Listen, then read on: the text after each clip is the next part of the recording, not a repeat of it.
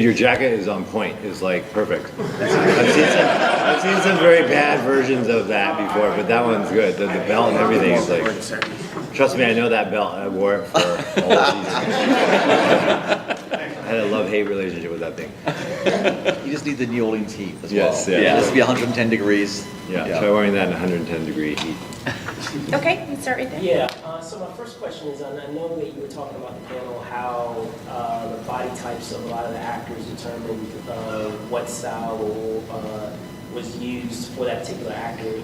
Are you able to say like what specific form of martial art was used for a particular character?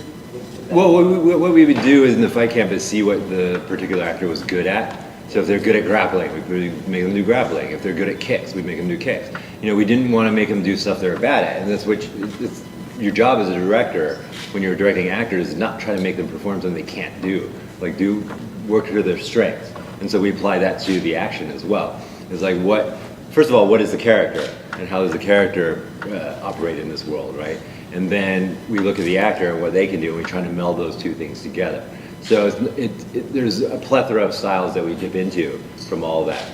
I would say Babu's character is more Southern Chinese style fighting, where he's like solid, low stances, but really strong arms, and all his poses come from the Southern style of like Hung Gar and Charlie Futt and stuff like that. And so it varies depending on the actor and depending on the situation. So, and then, then we get someone like Lewis who has a lot of experience. And so he can do a lot of different stuff, and so we bring that in. Or we bring someone someone likes to do flips, like Aramis loves to be on the wires, right? And he never formally learned that, he's just naturally good at that. So we have him do a lot of wire work, and it really depends on the person and what they like to do, and we just try to cater to them, and that's what makes it work. Okay, next question. Two questions. You made a comment about the... My medicine. Sorry. No, all right. You made a comment to the news people about your stunt coordinators and your fight coordinators, that they should have been nominated for an Emmy. And I think clearly all of them believe that too.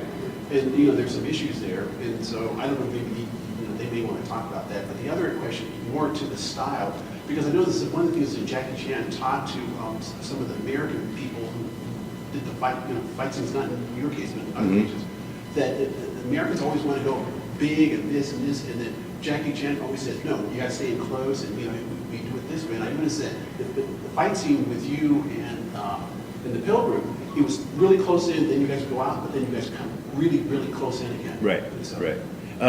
For your first question, it needs your help. You guys need to be writing stuff and going like, why isn't this show getting nominated for all these things? Like, you guys need to be doing that because there's only so much we can do. I mean, I tried to complain about it on Twitter. I was fucking angry because I looked at some of the show reels that got turned in and got nominated, and it's, frankly speaking, shit. Like shit. And like, how are those guys getting nominated and we're not, right? So I'm very passionate about this subject, but it really relies on your guys' help to spread that out there and get people aware. Because really, frankly speaking, the people voting, they're lazy. They don't watch everything, right? So they go, I heard of the show, and they do action, we'll click that, right? They don't actually watch it. But if you get out there and make the noise for us and make them pay attention to it, then I think that will help. And going back to the Jackie Chan action, what was the question again? It was just yeah. So for that it was important that we always want it wide because we always want to see the full action. Babu is an incredible mover. I'm pretty good at that stuff too. So we want to see all that stuff, but we also want to see the technique. Mm-hmm. So there's a grappling technique. There's arm locking and qinna, which is in Chinese is a certain kind of grappling. We wanted to see the technique being clear. So you're telling a story through the fight, and so that determines how we edit it and what we're trying to show there. And we have great guys on set who are stuntmen and actors and filmmakers who are there helping us edit. So once we shoot it, they're putting it together, we look at it and go, okay, that's what we want. Then we send it to the main editors in Toronto, go, this is the completed fight, here's what it is, and they take it from there. And they don't really get involved in creating the fight. We do it all ourselves, so it's a full package. And I think that's the biggest difference in the West. And from my experience of working on Tomb Raider, it's such a disjointed process of making the action. The choreographer does his thing, the cameraman does his thing, the director does his thing, and then the editor is the one who makes the fight in the editing room. And that's bullshit. It shouldn't be done that way. Yeah, in American films and television, we always say the fight is covered, but it's not actually directed. Yeah. And there's not a story. And the first thing which we said in there was why are we fighting? What's the story of the fight? It's the first thing Dee Dee asks us too. What story are we telling in this fight? And having done 2 movies with Jackie, Shanghai Noon was shot in Canada, and he had just come off Rush Hour and was very unhappy with the action. And frankly, in Shanghai Noon, he was unhappy with a bunch of it. And a lot of times what you're fighting there is the style of U.S. and Canadian stunt people and sort of an ingrained culture that didn't really let Jackie be Jackie. And so when we did Shanghai Nights, we shot it in Prague, and David Dobkin, who directed the first 3 episodes of Into the Badlands, sat with Jackie and said, what weren't you happy with? Jackie explained it, and David worked out a system where Jackie, that was one of the first American movie he was a fight director on. So he was able to do that, and I'll say the fights in Shanghai Nights are definitely a step up from Shanghai Noon because Jackie was, allowed and directly involved. And I think that's the thing is, American studios and stuff, they're like, we love Jackie. They bring Jackie over and then try to put him in a box, and you don't let Jackie be Jackie. So I think it was trying to find that balance, and one of the reasons, we went after David to do this because we knew he was the only American director we knew who had worked with a Hong Kong fight crew successfully. And it was that melding of an American drama with Hong Kong action, and what was that going to look like, and how was that going to work, and how can we seamlessly intertwine the 2 of them. Well, yeah, it was the respect that he gave, because I think the biggest difference is the choreographers from Hong Kong are actually filmmakers, right? And they're making a story through their fight, and they're respected for that. Whereas in the States, it's like, oh, it's a second unit. It's an action guy. It's covered. It's covered and whatever, Yeah. but it's not an integrated whole in terms of Right. the filming, the choreography, and then the editing. And so what we do is, on Badlands, and the gift that we've had for so many seasons, was to be able to have that autonomy and be able to create that fight, and then just turn in the fight to the editor at the end. But on the first point, which is the lack of recognition for the fight team, it is a disgrace. Yeah. It is a disgrace on the Academy that whatever you say about the show, the one thing this show does best on television, there's no comparison, is the action. The fact that it was never recognized by the Academy is a disgrace. And I don't know if it's racism or Boy Network, but it's actually a disgrace. Yeah. And it's the fact that we've never been nominated for the action is it's inexplicable. Oh, I mean, it's angry, it's fuming. Like every year that comes around, I just steam comes out of my head, and I go rant. Just because no other show treats it in the same way. We have had a dedicated fight unit on this show from inception. No, every other show on television has a 3-day, except Game of Thrones, has a 3-day second unit. So the fact that it was never recognized just points to the corruption of that institution. So it is, I don't know if it's racism or what it is, but it needs to be rectified immediately. Yeah. We still have a chance. This is the last half of the season, so if you guys help us, we got a chance. Do you have any funny stories working with the cast? Oh man. Oh man. So many. Like who and what? Any one of them. Oh god, like Nick. I mean, Nick is like a character. He's like, I mean, like I was saying in that panel, I was like, that's one of the most things I'm gonna miss the most is that personal relationship I had with him and how fucking funny he is as a person. Just like every day, like sometimes we're really stressful, messed up situations, making this show, and he just finds the humor in everything, and that just makes the day go so much easier. Just his running commentary on everything is funny. He's dark like me, like I like that stuff. I don't vocalize my humor as much as he does, but I appreciate it so much that he's there. Nick talked about the food. The Irish food, not so good. Yeah, that's probably the worst thing about it. Nick had a few comments about the food. Yes. Yeah. But yeah, there's so much funny stuff, like Sherman and how vain he is. He's very vain. And he'll never show up on time. If you get a dinner at 5 or 6 o'clock, he'll be there at 7, that kind of thing. But yeah, we have a great relationship. We've built this great family over 3 seasons. And so we just had a blast. We have a blast. Everybody loves each other. There's no beef or anything like that on set. And it's a pleasure. It was such a pleasure to be with all those talented people. Why has it been so important for you to show women in various power structures in Badlands? I think it's a key tenet of martial arts. So like Al is saying, it's like martial arts is an equalizer. It doesn't matter who you are, a man or a woman, body size or whatever. If you're good at it, you're good at it. And so that leads to Yeah. characters that can be powerful, you know. And for us, it was what's the sort of future you want to see, and we wanted it to be an ethnically diverse future, and a future where women had power and women had agency. And to be honest, because you don't see it so much, you go, that's just an interesting dynamic to write. They were just interesting to write, and it felt fresh. And we got fantastic actors to do it. So I think it's something that that we really kind of leaned into. And it's funny watching. I haven't seen that episode in 6 months, and to see it's basically Chow, the widow, and the master are kind of really, and Cressida are you have 4 incredibly strong female characters going forward in this last 8 episodes. Yeah, I just, with the show running at 3 seasons and this being its last season, I was kind of wondering, when it came to approaching the season, how you guys kind of took the approach with it being the last season. Were there any kind of future storylines that you would hope to do that you had to consolidate for this last season? There was some, we started to get, they never come out and tell you, but Miles and I have been doing this long enough where you can sort of read the signals. So we knew that there were 2 things. One, we knew this 16-episode arc was going to have its own conclusion. Like we knew if the show had gone on that we were going to reboot and then take the show in a different direction. So that was already kind of baked into the storytelling. And we had, divided, even before we knew the air schedule, had said we're going to do this 8-episode arc and then this 8-episode arc. And then once we kind of could see the writing on the wall, there are certain storylines that we definitely went back and. Well, not went back, but as we were doing them, we knew we were writing to a conclusion, which can also be very exciting, because you start to bring things to an end. But we left a bunch of doors open too, so it doesn't feel like. But it is very satisfying. Yeah. I think you will watch the complete series and be very satisfied as an experience. That all the major questions are answered.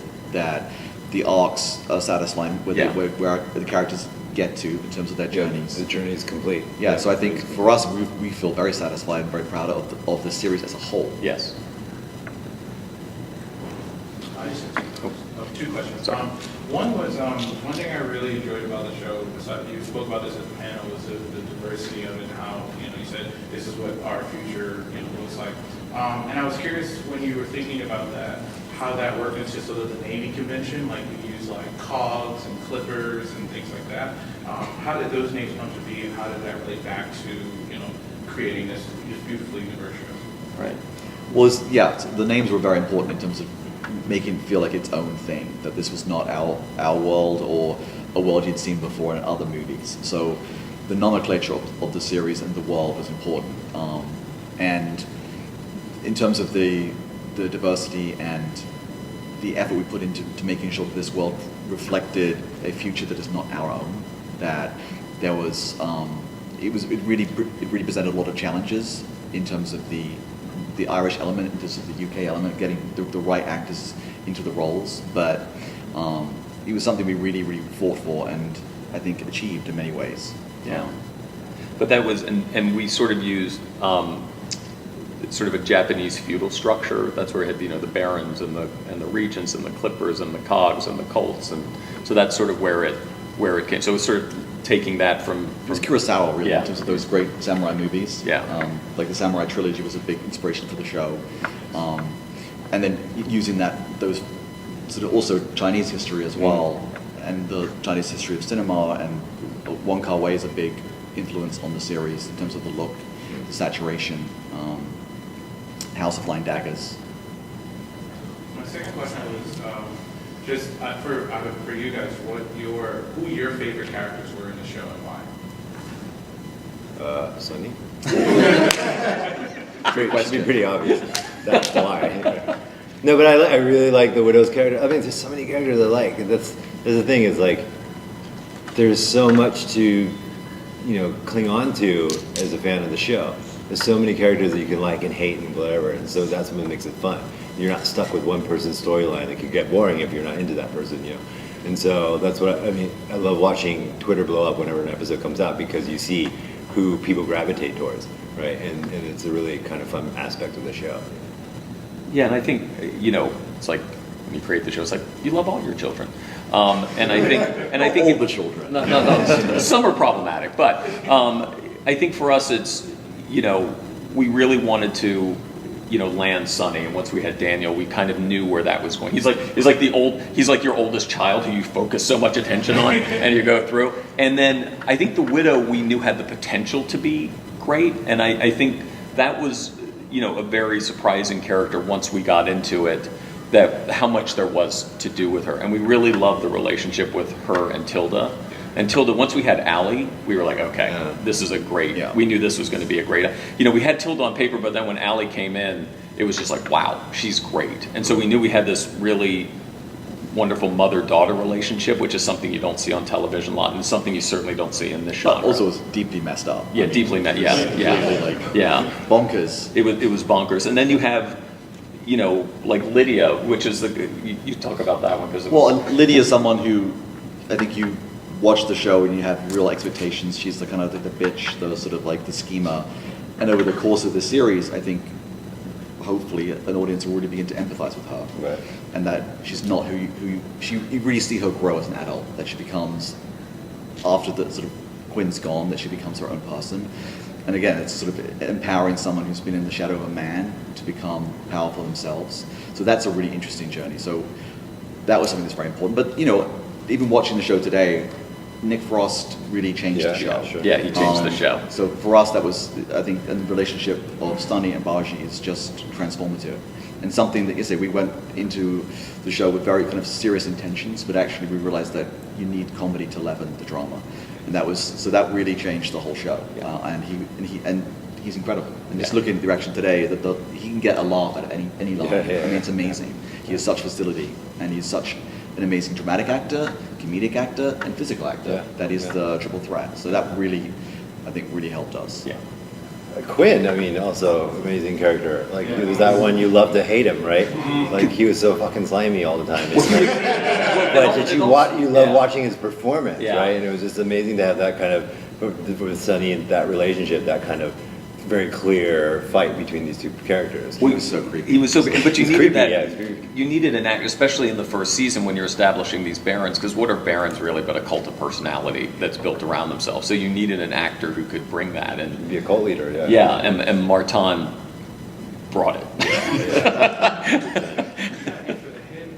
I know. Sonny knows that now. Yeah. Sonny knows that now. Chop the heads off. You guys are really active on social media, especially Twitter, and Daniel, you answer us like all the time when we're tweeting to you. Why is it important for you to interact with your fans that way? Well, it's the first time I've experienced this because, I've only done films in the past, right? In films, you do the movie, you go to the premiere, you sit with a bunch of audience members, and then it's done, and everyone watches the movie on their own time. Whereas in TV, I can sit there and do the live tweeting, and people's reactions are happening right there. I've never experienced that before, and I thought it was really cool and fresh. And to have this direct connection through social media with the fans was amazing, especially since we weren't growing in the mass market like I wanted the show to, and to have those fans and that direct connection was like a really special relationship that I'd never seen in my 20 years of acting, And so I really love that, I wanted to just foster that. And it's really, I think, with any show, what's great about television versus film is that it becomes a conversation with your fans, and now with Twitter, it can literally become a conversation with your fans. I mean, we had, there were fan sites for Smallville, but we never had social media the way it is now. And I'll be honest with you, Twitter is usually a bastion of hate. But when we went there for Into the Badlands, I was like, wow, you want to feel good about yourself? Go look at the feed, because the fans are fantastic. People were really responding to the show. Yeah, from day one. I mean, that was the fans. If you like the show, you really like the show. Yeah. It's not like that often, like on other shows. It's just, you get the hate, and it's just like, that kind of thing. But it was very clearly what was happening. Like, people were really falling in love with the show, and it was cool to see that kind of blossom right in front of you on social media. And I think because it wasn't based on something else, it wasn't based on a book series or Superman or something, I think fans could come to it fresh and just have that experience of something new that they didn't have anything else to reference or judge it against either. All the action sequences that happened from season 1 to season 3, which was the hardest to prepare for? Gosh, don't know. I think the rain fight in season 1 made me go, oh shit, we're in this deep. Like, it was hard to make that scene. It was 6 days in there, and it was like in this studio, or 8 days? Yeah, it was 8 days. Yeah. And like fully wet the whole time. And also because the lights were so hot above, they had to turn this air conditioner on. So it was freezing in there. It was freaking cold in there.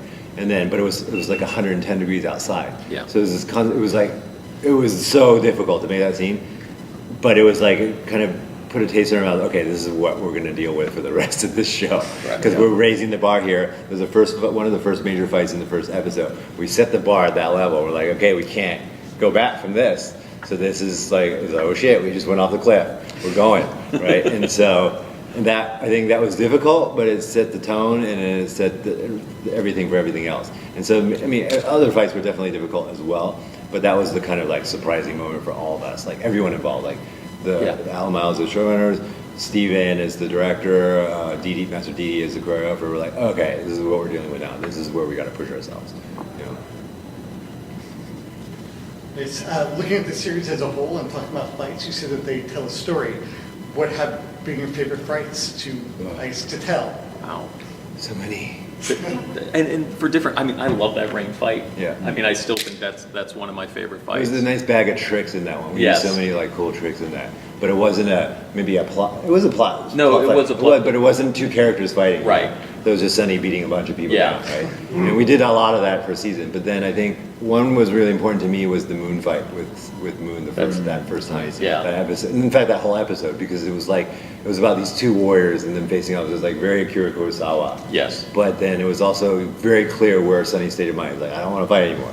I don't want to do this. And this guy's like, no, I'm calling you out. You got to do it. You're going to be my 1,000th kill or you're going to kill me, right? It's like Sunny doesn't want to do it. And you really understood Sunny's mentality from that point onwards. He's not the guy that you saw from season 1 anymore, you know? Right. And so that one was really, really important to me. And then we met Sherman for the first time. Yeah. Worked with him for this first time. It was great. And we knew, like, after that episode, like, we got to bring that guy back. Yeah. You know? Yeah. Originally it was written just as an individual episode that Sunny was going through, but it was like so compelling. I'll say to that we Miles' brought him back. credit when we were in the writer's room, because at the end of it, I think Sherman did, like, that character was supposed to die. Yeah. And Miles goes, or we could cut his hand off, and if he's good, we can bring him back. And we were like, yeah, that's probably the good, because the last thing you wanted is like, God, this guy's great, and we kill him. So, you know, yeah, so that was, you know. Which we've done. We've made that mistake Yeah. before, where you're just like, oh, why do we kill Was the a character character? called Casta. Castor Dean Yeah, Chapman Dean played Chapman. in the first. I mean, it's a great scene when Pilgrim kills him, but it's like, oh,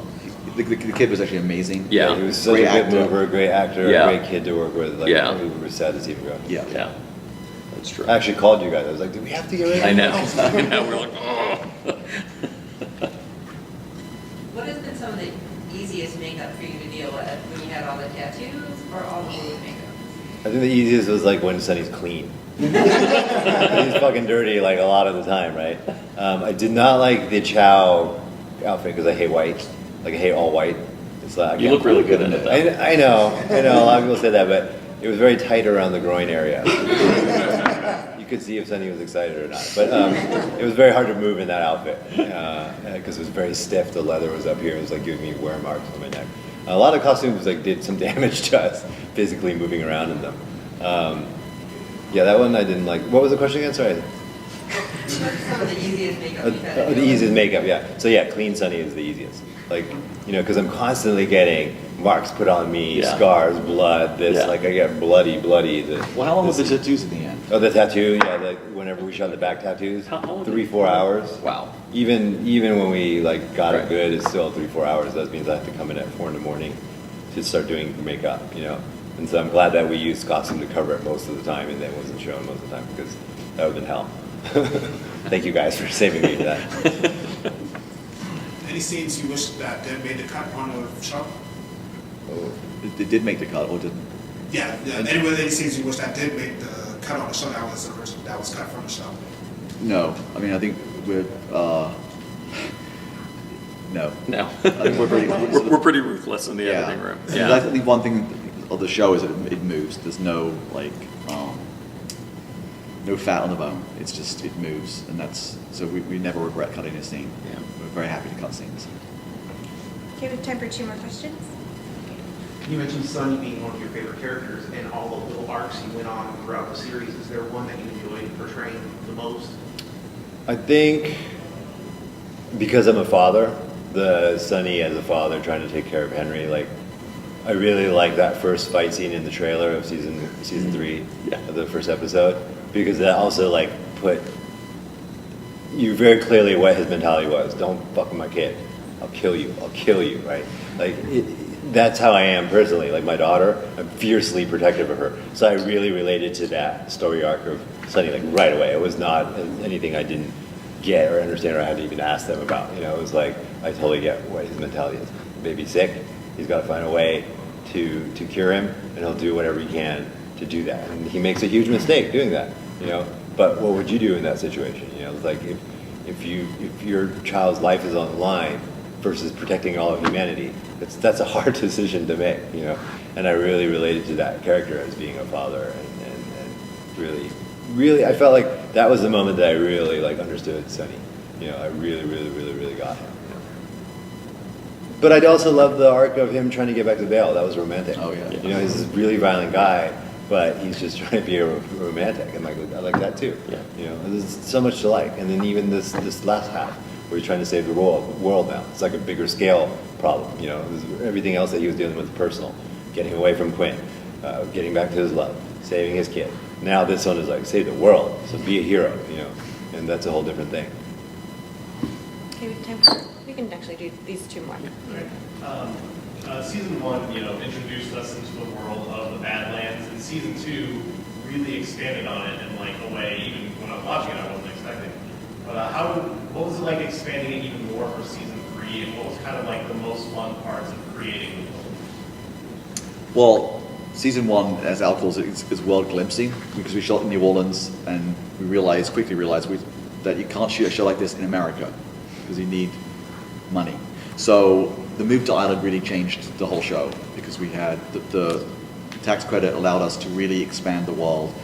It also had our location just outside Dublin. We could access to forests, to waterfalls, to the ocean, to these incredible castles and country houses in amazing Ireland. country to shoot in. So we had an incredible crew as well, they were just coming off Penny Dreadful, so they had an incredible production designer and craftsman and the prosthetic team who could make, like Baby Henry, was like this incredible doll. And we have super heavy. So many dead bodies we have, and they could just craft anything. So there was that element and incredible practical effects. So it really allowed us to have a much bigger palette, and we exploited it to the max. We had the best of what Ireland had to offer, all working on this show. From everywhere, from the prop making, the weapon making, to making Silicon Baby Henry. Like all that stuff was top level, and they were so passionate about it. Yeah, so it was great. And even this season, you'll see in the episodes to come, we shoot in places that nobody had shot in before too. Places that had been off limits, and then we were able to. Our great producer over there was able to get these places. So yeah, Ireland was a fantastic place to shoot. Okay. Yeah, I really felt it brought us like a whole new level. Right, yeah, absolutely. So did we. Last question, and then we'll do a quick photo op right after. Yeah, so final question. With this being the finale, what is the lasting impression you wish the show to leave? Well, I hope it's a show that has been unlike a show that anybody's ever seen before. So something in a world of 1,000 shows that feels unique. That really, showcases the best of, what an action adventure show can be. And they're characters that people will, love and hopefully keep revisiting on Netflix. Yeah, I think, we didn't get the mainstream love that we were hoping for, but I think with the streaming services and it being online, people will slowly start to discover it. And that's my hope. Yeah. And that really the important thing was that we left a mark. We left a real big mark in terms of like raising the bar for this kind of action, creating this crazy world. I mean, if you look at it on paper, it's crazy. It doesn't make any sense. You're like, how are we going to pull this shit off? But we did it, and we did it really well. And so I think slowly over time, people are going to recognize that. Hopefully, I'm hoping that, and we'll get that credit, And you're seeing it now. You're seeing Wu Assassins coming out. You see Warrior coming out. Like it's all. I can't say that it's not influenced by us. Right. Like I think we definitely influence those shows, and all the best to them, because we want to see more of that on television. And we started that spark, and I'm proud to be a part of that. I think that's absolutely true. I think it was, hopefully we're ahead of our time in that way, and that we can be discovered forever on Netflix or whatever it is. But, we set out to do something that hadn't been done before. Is incredibly unique, and we're really proud of the show. And we're very, grateful to AMC. I mean, it's a crazy show. It was not based on anything, and they took the gamble and they went with it, even when they frankly didn't understand it in season 1. But they I'm pretty sure they didn't understand. No, I think they, we tell the story. It was like you see all of these dailies, and you've got like a Hong Kong fight unit and like guys in crazy costumes, and like it was blood crazy. everywhere. Blood And I everywhere. also will say that our ratings actually was still very, very solid. Yeah. It's really about the economics of cable business rather than anything else, and that we're a very expensive show. Yeah. So it wasn't that we were like a bomb, or we actually were the top 5 show on the AMC. So it's really a testament to them that they stuck with us as long as they did, because that whole cable business is challenged. I was grateful that they had the patience to let us run 3 seasons. To really fall into stride and figure out what the show was, and we did that, I think. Yeah. So there you go. All right, great. So we'll set up a photo op.